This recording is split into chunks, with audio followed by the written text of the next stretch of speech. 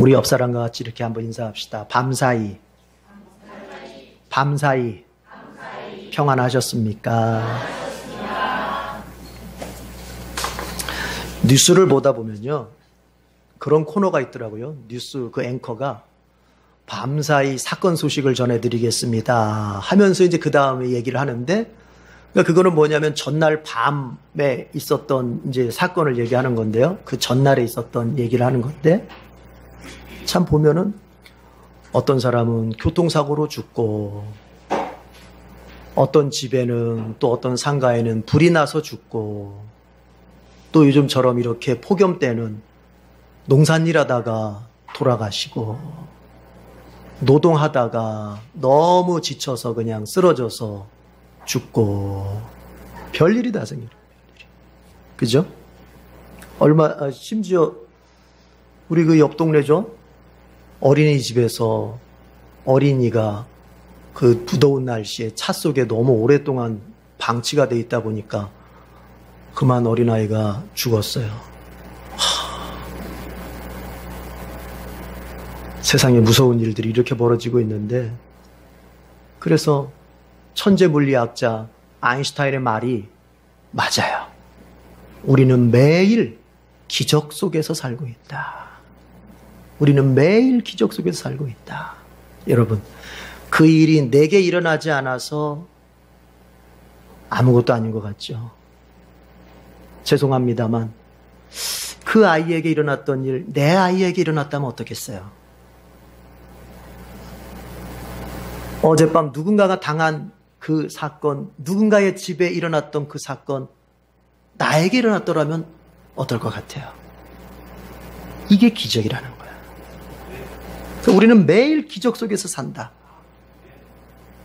아인슈타인은 말을 그렇게 했지만 신자는 이 말을 이렇게 바꿔 얘기했죠. 우리는 매일 은혜 속에서 산다, 이거예요. 이게. 그렇다고 오해하지 마십시오. 어려움 당하신 분들, 그 가정 은혜가 없다, 이 소리가 아닙니다. 괜히 그거로 트집 잡지 마세요. 그 얘기가 아니에요. 어쨌든 우리가 이런 험난한 세상 속에서 매일매일 일어나는 사건 속에서 이렇게 그래도 이 정도로라도 살아가고 있는 것이 하나님의 은혜다 하는 것입니다. 여러분 믿으십니까? 내가 지금 이 자리에, 여기 예배 자리에 와서 앉아있는 이 자체가 믿음의 눈으로 보면 하나님의 은혜다. 어제 그 일, 어제 그에게 일어났던 그 일, 사실은 나에게도 일어날 수 있었던 일이었는데도 불구하고 하나님의 은혜로 내가 오늘 여기에 와 있다.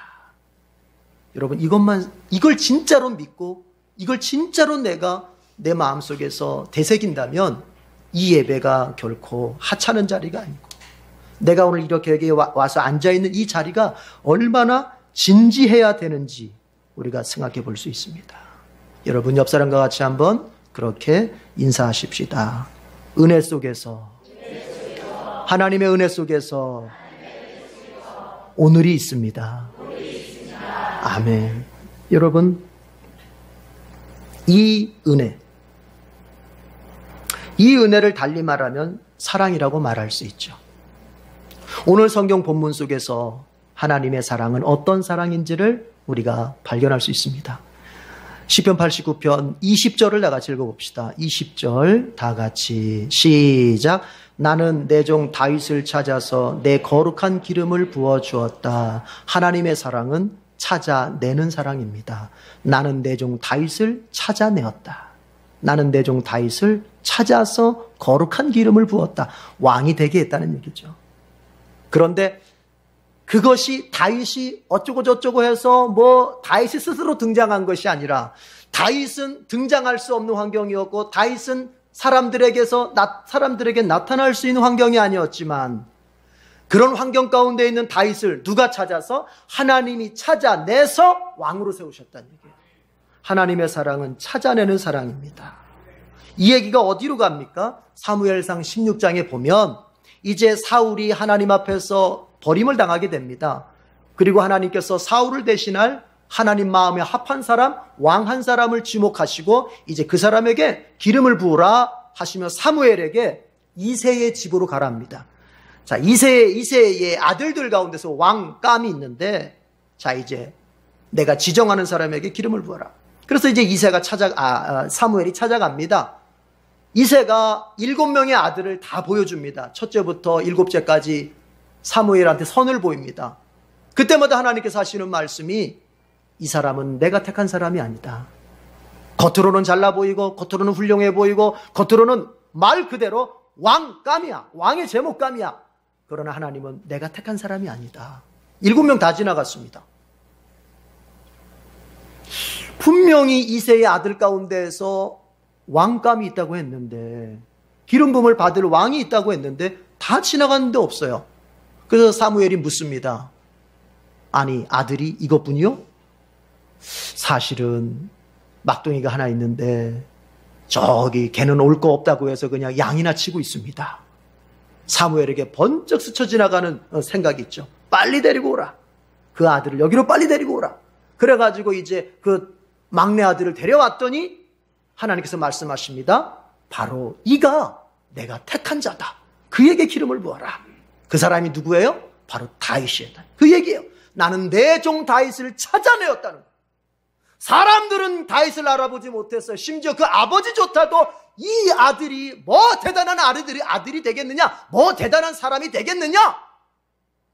가족으로부터도 외면당하고 가족으로부터도 하찮음의 취급을 당하고 자기가 낳아준 아버지로부터도 그리 큰 인정을 받지 못했습니다만, 여러분, 하나님은 다윗의 진가를 아셨고, 그래서 하나님은 그를 찾아내는 거예요.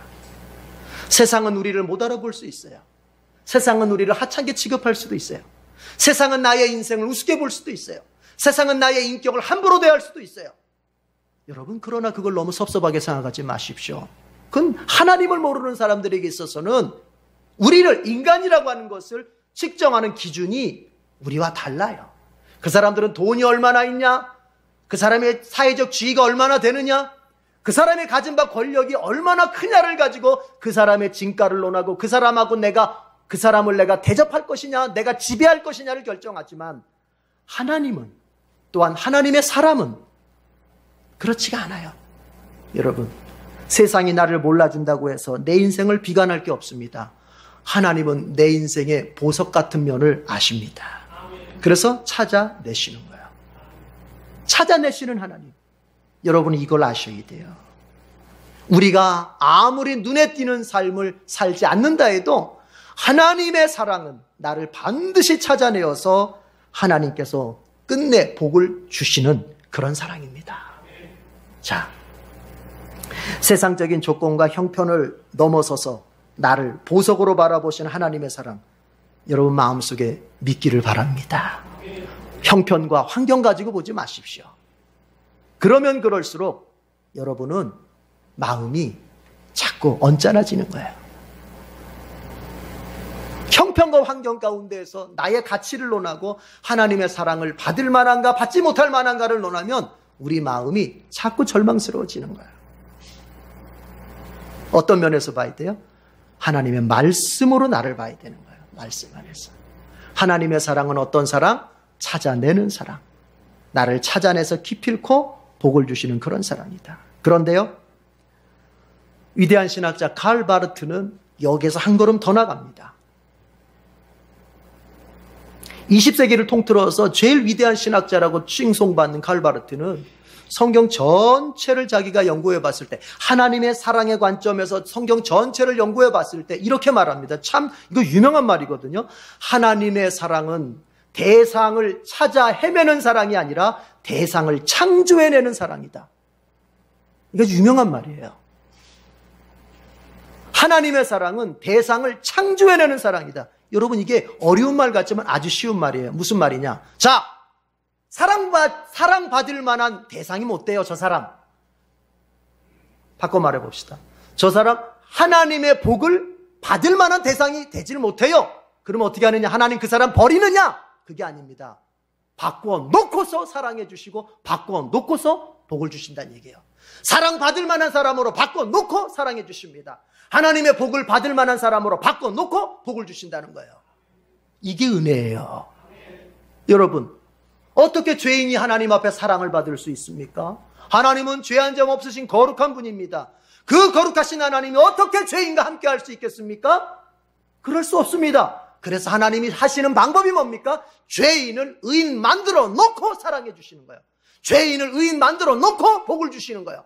죄인을 의인으로 바꿔 놓고 하나님께서 마음껏 복을 주시는 거예요. 그 사건이 십자가 사랑, 예수 그리스도의 십자가의 속죄 아닙니까?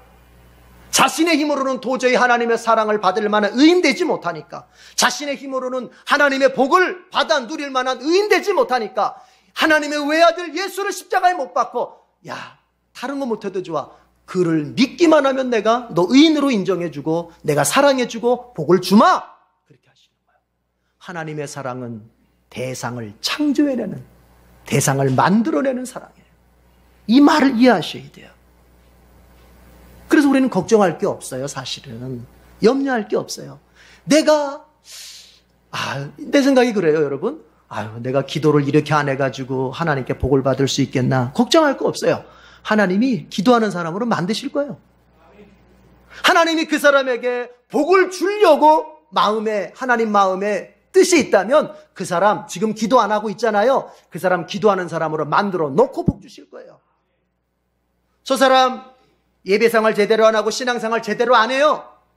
저래 가지고 하나님의 복을 받을 수 있겠나, 걱정하지 마세요. 하나님 그 사람에게 복 줄 계획이 있으시면 하나님이 그 사람 예배 잘 드리는 사람, 하나님 앞에 신앙생활 잘하는 사람으로 바꿔 놓고서야 그렇게 복을 주시는 거예요. 그럼 그 방법이 뭐냐? 여러분, 그게 바로 고난과 실패라는 거예요. 우리가 어느 때 기도합니까? 우리가 어느 때 신앙생활 합니까? 우리가 어느 때 제대로 된 신앙생활로 하나님 앞에 서게 됩니까? 이게 배부르고 등 따실 때는 안 해요. 그렇잖아요? 뭔가 좀 어려움이 생기면, 발등에 불이 떨어지면, 야, 이거 이러면 안 되겠구나, 이렇게 신앙생활해서 되겠나, 이렇게 내가 기도생활해서 되겠나. 우리가 배부르고 등 따실 때는 아무 생각이, 예배 시간에도 계속 졸리게 되는 거예요. 아무 생각이 없기 때문에. 그러나 내 자식한테 여러분 큰 어려움 생겨보세요. 내 자식한테 큰 문제 생겨보세요. 예배 시간에 졸아요? 에휴, 그거는 정신 나간 부모죠. 절대 그런 사람이 없어요. 내 자식한테 큰 어려움 생겨보세요. 밤새 열이 펄펄 끓고, 여러분 밤새 열이 펄펄 끓고 그 어려움 당했던 그 자녀를 보고 왔어요. 여러분 어떨 것 같아요? 이 마음속에서 간절함이 저절로 나오는 거예요. 기도 안 하던 사람이 여러분 어떻게 돼요? 저절로 기도하는 사람 되는 거예요. 대상을 창조해낸다. 하나님이 그렇게 만들어 놓는다는 거예요. 그리고 나서 뭡니까? 복을 주시는 거예요. 그러니까 하나님은 아예 복을 주시려고 작정을 하셨는데 그 사람이 복을 받을 만한 그릇이 못 돼. 그러면 이런 겁니다. 그릇을 먼저 만들어 놓고, 그 사람을 그릇으로 만들어 놓고, 그리고 하나님이 복을 주시는 거예요. 여러분, 고난은 바로 이런 것입니다.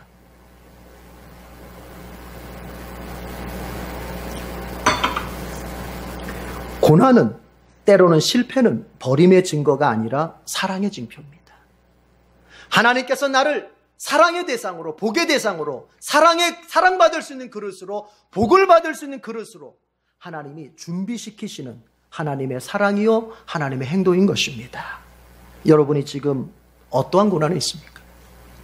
여러분이 지금 어떤 어려움에 처해 있습니까? 여러분, 감사함으로 감당할 수 있길 바랍니다. 기도하면서 감당할 수 있길 바랍니다. 인내하면서 때를 기다릴 수 있길 바랍니다.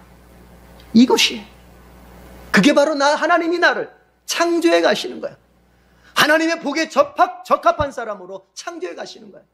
여러분, 예수 안 믿는데도 잘 되고, 기도 안 하는데도 잘 되고, 믿음으로 살지 않는데도 평안하게 사는 사람들이 있습니까? 그래서 여러분 마음에 부러움이 있습니까? 여러분 잘못 생각한 거예요.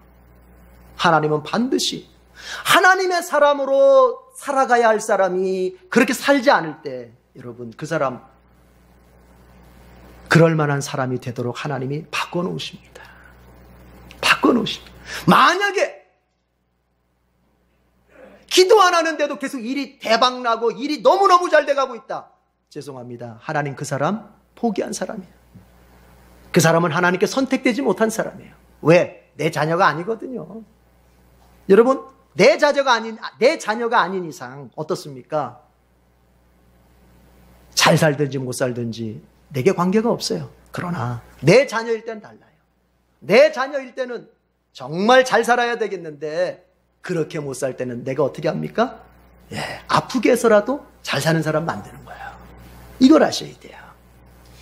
여러분, 하나님은 다윗을 찾아 냈을 뿐만이 아니라 그 다윗을 왕의 제목으로 키워가셨습니다. 다윗이 사울에게 쫓기는 10여 년의 세월 속에서 얼마나 고난을 많이 겪었습니까? 그러나 그때 그 고난이 다윗에게 뭐였습니까? 하나님이 창조해 가시는 시기였어요. 일개 목동에서 제국의 왕으로 작은 어린아이에서 믿음의 어른으로 키워가시는, 창조해 가시는 그런 과정이었단 말이에요. 하나님은 우리를 찾아내십니다. 그래서 오늘 여러분들이 여기 있는 거예요.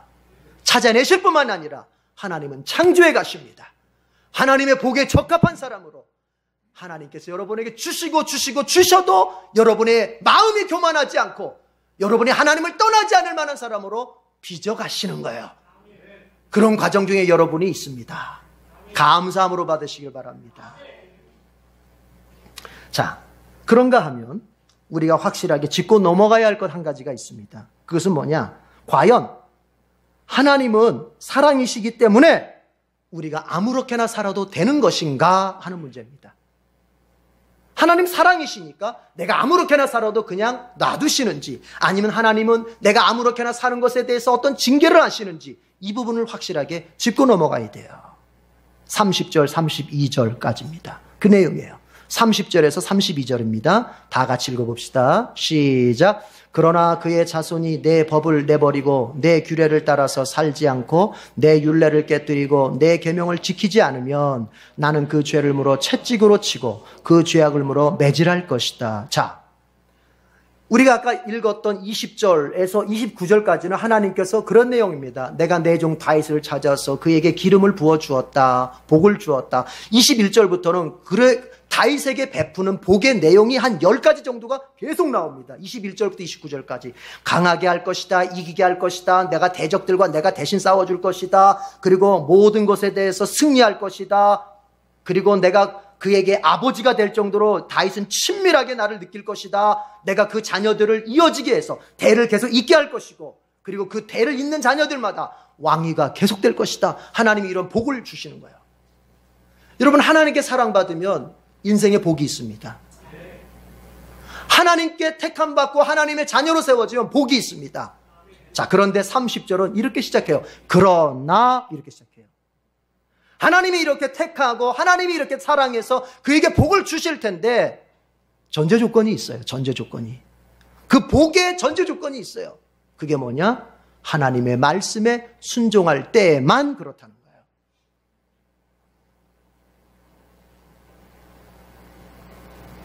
하나님의 말씀에 순종할 때만 그런 거예요. 여러분, 이거 오해하면 안 돼요. 여러분, 헷갈려하면 안 돼요. 뭐냐면 구원은 하나님의 택한 자가 다 받을 수 있는 거예요. 그러나 생활 속의 복은 택자라고 해서 다 받는 거 아닙니다. 구원은 내 순종 여부와 관계없습니다. 하나님이 택한 자는 구원 다 받습니다. 그러나 복은 조건이 있습니다. 순종하는 자에게만 주어지는 거예요. 현실적인 복은 순종하는 자에게만 주어지는 거예요. 하나님의 은혜가 전제되어 있고, 그리고 하나님의 말씀이 주어질 때 이제 그 말씀을 순종하는 자에게만 하나님 복을 주시는 거예요. 그러면 반대로 하나님의 말씀을 순종하지 않고 불순종하고, 아니 하나님의 말씀을 아예 거부해버려, 이런 사람은 어떻게 되느냐? 오늘 본문에서 분명히 말합니다. 하나님은 그 사람 가만 놔두지 않겠다. 반드시 징계하겠다는 것입니다. 나는 그 죄를 물어 채찍으로 치고 그 죄악을 물어 매질할 것이다. 확실히 짚고 넘어갑시다. 하나님 사랑의 하나님이니까 내 맘대로 살아도 괜찮겠지, 이겁니까? 아니면 내 맘대로 사는 것에 대해서, 여기서 말하는 내 맘대로라고 하는 것은 하나님의 말씀을 거부하고 내 맘대로 사는 것에 대해서 하나님이 관여하십니까? 징계하십니까? 채찍을 치십니까? 여기서 확실히 정리하고 가십시다. 하나님의 사랑은 우리를 찾아내서 우리에게 복을 주시는 사랑이면서 동시에 하나님의 사랑은 때로 징계로 표현되기도 합니다. 이걸 기억해야 돼요. 여러분, 어떤 사람들은 하나님은 사랑이시니까 내가 내 마음대로 살도록 그냥 놔두신다는 믿음으로 사는 사람들이 있어요. 그래서 그 사람의 신앙적 고민은 딱 한 번이에요. 신앙적 고민 딱 한 번. 언제? 내가 예수 믿고 천국 갈 거냐 말 거냐 이거 결정할 때만 딱 한 번 고민하고 내가 예수 믿었어. 그래 천국 가게 됐어. 그 다음부터 신앙적 고민이 없어요. 고민이 없어요. 신앙적 고민이 없어요. 제가 신앙적 고민이라 그랬어요. 분명히. 고민이 없다는 말이 아니에요. 신앙적 고민이 없어요. 왜요? 일반 고민은 있어요. 이게 이익이 있을까? 저게 이익이 있을까? 이렇게 하면 성공할까? 저렇게 하면 성공할까? 내가 이렇게 하면 믿음의 배우자 만날까? 못 만날까? 뭐 이런 고민들은 있어요. 그러나 신앙적 고민이 없어요. 무슨 얘기입니까? 이게 하나님께서 원하시는 것일까? 저게 하나님이 원하시는 것일까? 내가 이렇게 선택하면 하나님이 기뻐하실까? 하나님이 슬퍼하실까? 내가 지금 예배를 오는 거 하나님 기쁨일까? 예배 안 드리고 다른 데 가는 게 하나님의 기쁨일까? 신앙적 고민이 없어요. 내가 기도해야 될까? 기도하지 말아야 될까? 신앙적 고민이 없어요. 왜요? 어떤 사안에 대해서 하나님을 고려하는 게 전혀 없기 때문에 그런 거예요. 그냥 내가 원하는 대로 선택하면 돼요. 그 사람은. 내가 소망하는 대로 선택하면 돼요. 하나님을 갖다 붙일 이유가 없어요. 하나님을 갖다 붙여야 할 필요성을 못 느껴요. 그렇기 때문에 그 사람에게는 일반적 고민은 있어요. 어떤 것이 더 좋은 길일까? 그러나 뭐가 없어요. 하나님이 기뻐하실까? 싫어하실까? 하나님에 대한 고려가 없어요. 신앙적 고민이 없어요. 여러분, 신자가 언제부터 신자입니까?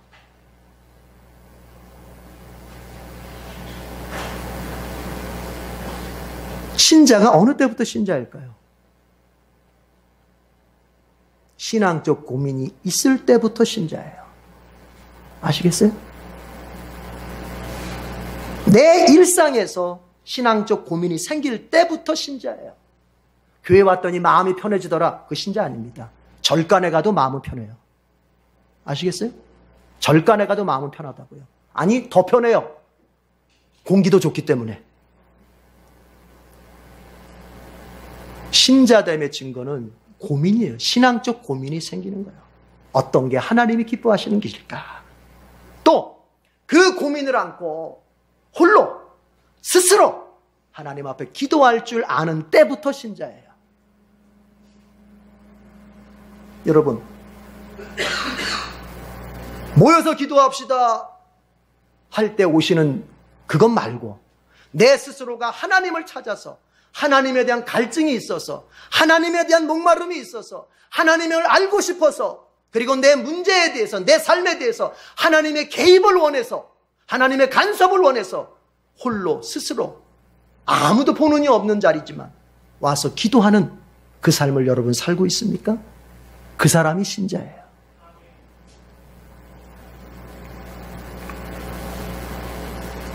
오늘 본문을 보면은 하나님은 확실히 징계도 하시는 분이라는 것을 말씀하고 있습니다.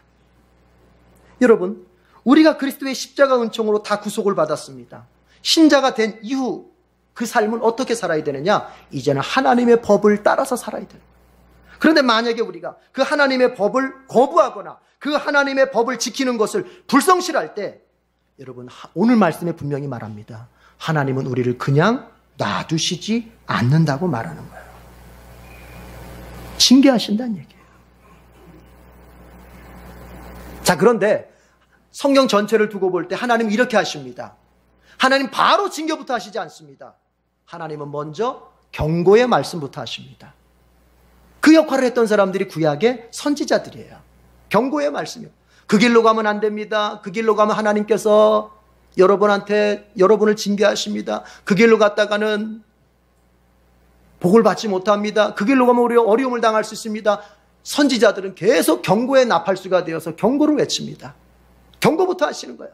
여러분, 저는 목회자로서 담임 목사로서 이 부분의 어려움을 참 여러분에게 호소할 수밖에 없어요. 이 부분의 어려움. 여러분은 교회를 오실 때 어떤 마음으로 오십니까? 기분 좋아지려고 오시지는 않을 거예요. 우리가 이 자리에 와서 들어야 할 말씀, 정말 내 생을 바꿀 수 있는 그 말씀은 여러분 아셔야 될 게 때로는 달지만 때로는 쓰다는 걸 알아야 돼요. 우리는 자꾸 교회 와서 목사로부터 기분 좋은 소리 들어서 기분 좋아서 집으로 가고 싶어요. 그러나 그것은 내 삶을 잠깐 기분 좋을 수는 있어도 내 삶을 바꿀 수는 없는 거예요. 선지자의 외침이 있어서 이스라엘이 계속 하나님 앞에 살 길을 얻을 수 있었던 거예요. 그 길로 가면 안 된다고 때로는 따끔하고 때로는 쓰고 때로는 아주 매섭게 때로는 날카롭게 부르짖었던 선지자들이 있었기 때문에 이스라엘과 유다의 역사가 조금 더 길어졌던 거예요. 반해서 여러분 거짓 선지자들이라고 일컬었던 하나님이 거짓 선지자들이라고 칭하셨던 그들은 뭡니까? 항상 듣는 사람들의 귀에 달콤한 소리를 했어요. 달콤한 소리. 들으면 기분 좋은 소리. 그러나 하나님께서 결국 뭐라고 말씀하십니까? 바로 그들의 거짓 선지자들의 외침 때문에 이스라엘이 망하고 유다가 망한다. 그렇게 말씀하십니다. 여러분 선지서를 읽어보세요. 제가 여러분에게 어떤 얘기를 들려줘요? 우리가 항상 신앙생활하면서 어떻게 잘하기만 하겠습니까? 연약할 때도 있죠. 그렇잖아요? 저도 그렇고 여러분도 그렇고. 그럼 우리가 신앙생활 잘할 때야 문제가 없겠습니다만 연약해질 때 여러분의 목사가 여러분에게 어떻게 대하길 바라십니까?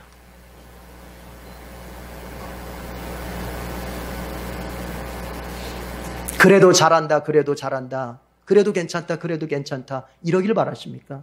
아니면은 불러서 따끔하게 신앙생활 그렇게 하면 안 됩니다 라고 말해주길 바랍니까? 어렵습니다. 열이면 아홉이 삐져서 갑니다. 한 명 정도는 네, 목사님 잘하겠습니다. 열이면 아홉이 삐져서 갑니다.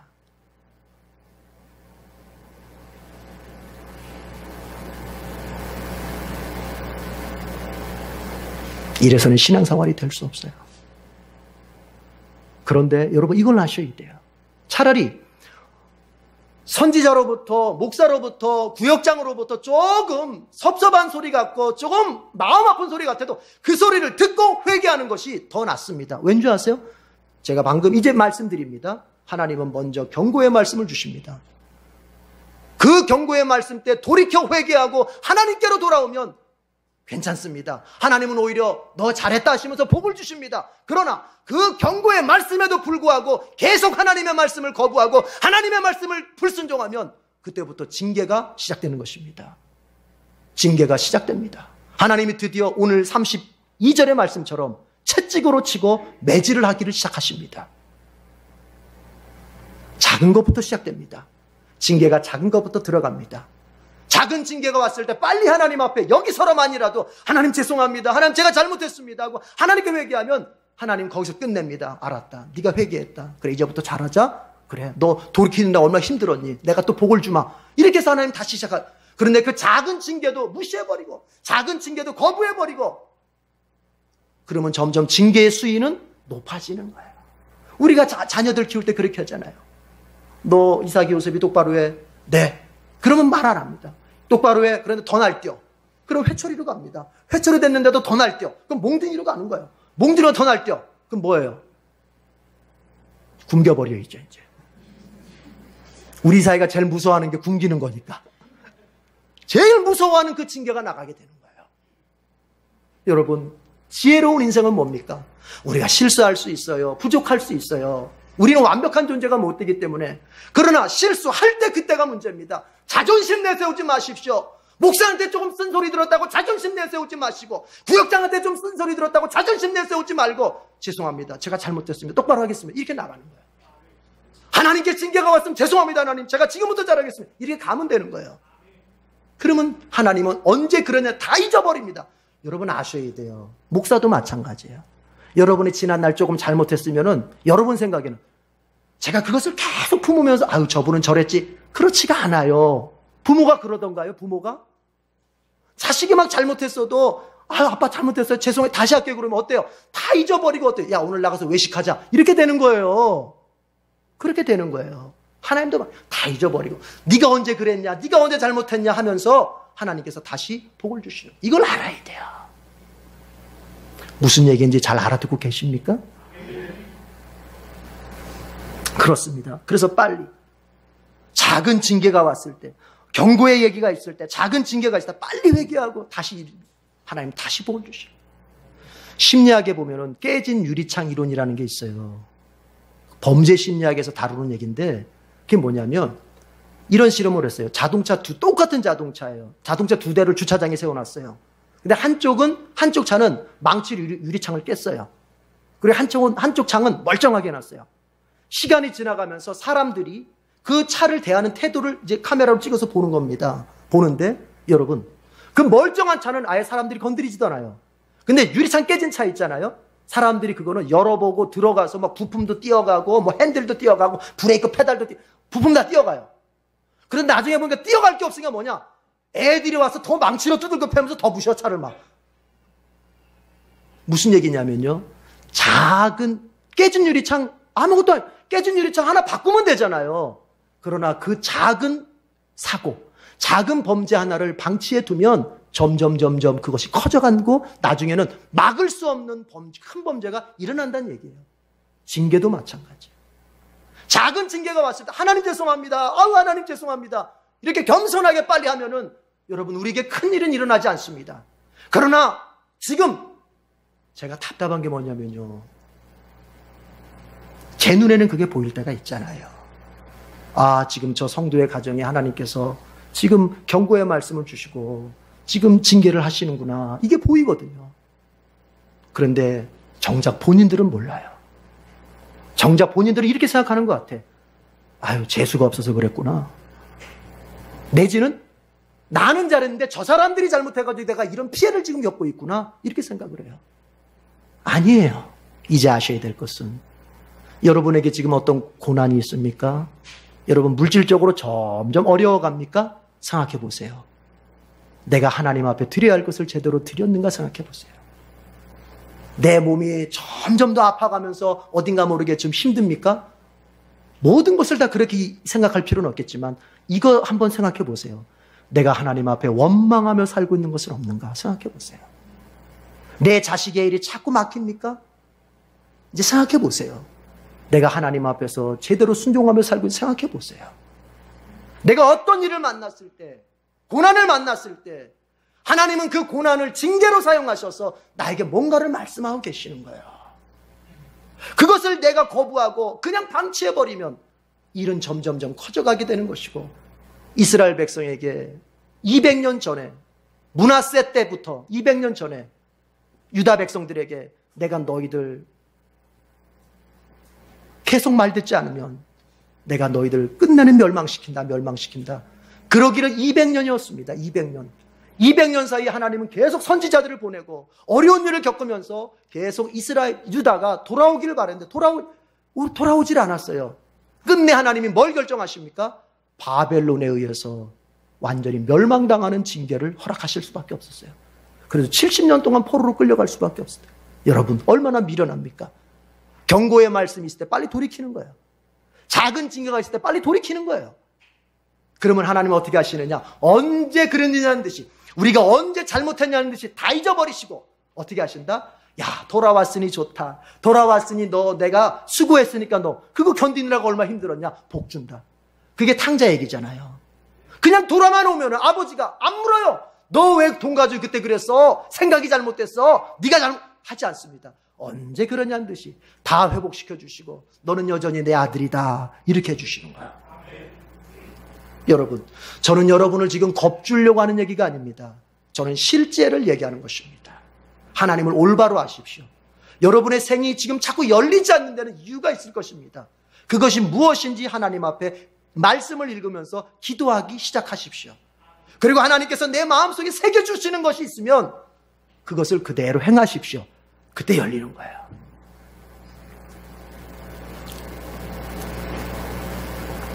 제발 부탁합니다. 여러 번 주변에 일어나는 일을 우연이라고 보시지 말고 하나님의 사인으로 알아들을 수 있기를 바랍니다. 마지막 세 번째는 뭐냐면 이런 징계 중에도 하나님의 사랑과 성실은 변하지 않는다는 것입니다. 자, 33절, 34절 같이 읽어보겠습니다.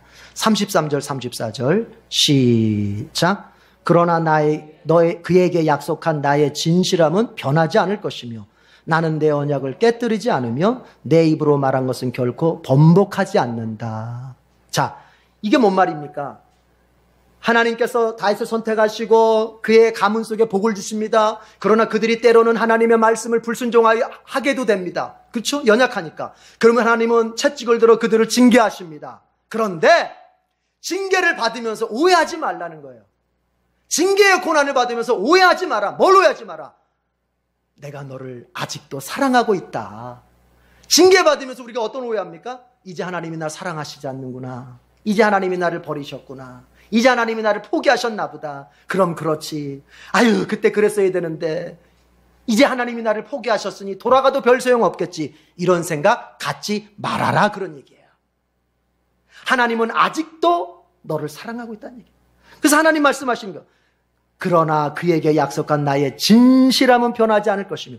이게 세번역 성경이 번역이 다 좋은데요, 이 시편 번역에서 이 33절은 조금 연약해요. 이 번역이 조금.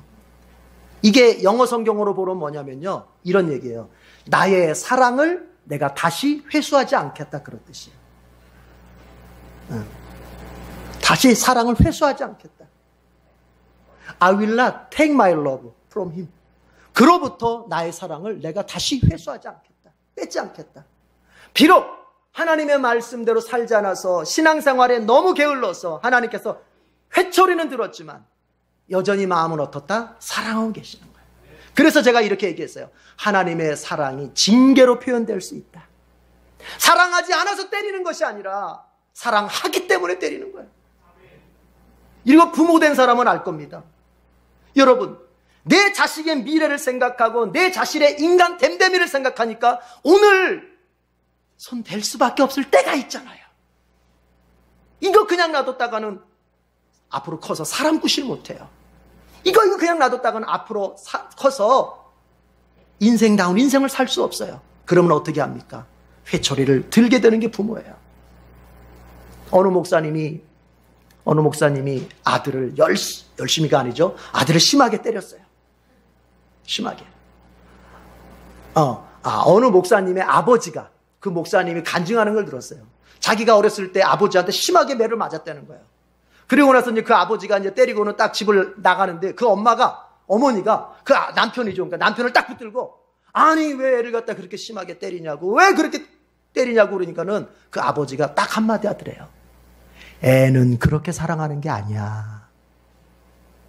자녀는 속으로 사랑하는 거야. 그게 한국 남자들의 사랑법이잖아요. 자녀는 그렇게 사랑하는 게 아니야. 자녀는 겉으로 사랑하는 게 아니야. 자녀는 속으로 사랑하는 거야. 왜 나라고 해서 때릴 때 마음이 안 아프겠어. 그러나 저 녀석의 미래를 생각하면 때려야 돼. 여러분, 물론 때리는 게 다 사랑이라는 얘기가 아닙니다. 오늘부터 쉬어 패자 이러지 마십시오. 이런 얘기가 아니에요. 우리의 마음 태도가 어떠해야 될 거냐 생각해 봐는 거예요. 자녀를 정말 사랑하기 때문에 내가 매를 들 수밖에 없는 때가 있다는 거예요. 하나님이 우리를 보실 때가 그런 거예요. 너 이대로 살다가는 너의 미래는 없어. 너 이대로 살다가는 지금은 예수 믿고 교회 나오지만 너 몇 개월 몇 년 후면은 너 술집에 가서 앉아있게 돼. 네가 지금은 여기서 이러고 있지만, 예수 믿는다고 있지만 네 미래가 어떻게 될지. 여러분, 주님은 그걸 아시기 때문에 오늘 우리에게 고난이라는 회초리를 드실 때가 있어요. 그러나 잊지 마십시오.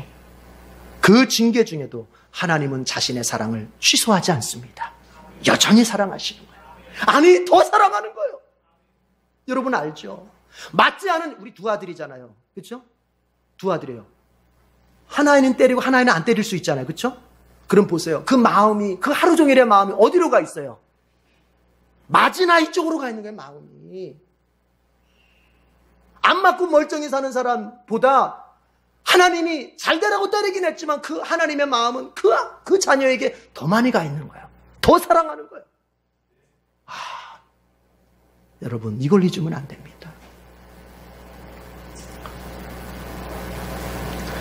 두 아들이 서로 이야기를 하고 있었어요. 작은 아들이 아버지가 하지 말라고 한 짓을 한 거예요. 방 안에서 이제 그걸 놓고 서로 얘기하는데, 야, 너 그 아버지가 하지 말라고 그랬는데 너 그거 하면 어떻게 해? 형이 그러는 거예요. 너 이제 아버지가 그거 알면 너 아버지가 너 사랑하지 않아. 아버지가 너 미워하실 거야. 근데 아니, 아버지가 밖에 나갔다가 들어오면서 형제들이 자녀들이 하는 얘기를 들었어요. 들어보니까 그 형이 그러는 거예요. 또 아버지가 미워하는 짓을, 아니, 아버지가 싫어하는 짓을 했기 때문에 이제 아버지가 너 싫어하고 아버지가 너 사랑하지 않을 것이다. 아버지 그 소리를 들었어요. 그때 아버지가 방문을 활짝 열고 들어가면서 말합니다. 아니다, 아니다. 나는 여전히 널 사랑할 것이다. 네가 잘할 때는 내가 기뻐하며 사랑할 것이고, 네가 못할 때는 아프면서 사랑할 것이다. 기뻐하며 사랑하는 거나 아파하며 사랑하는 거나, 사랑은 사랑인 거예요. 바뀌지 않아요.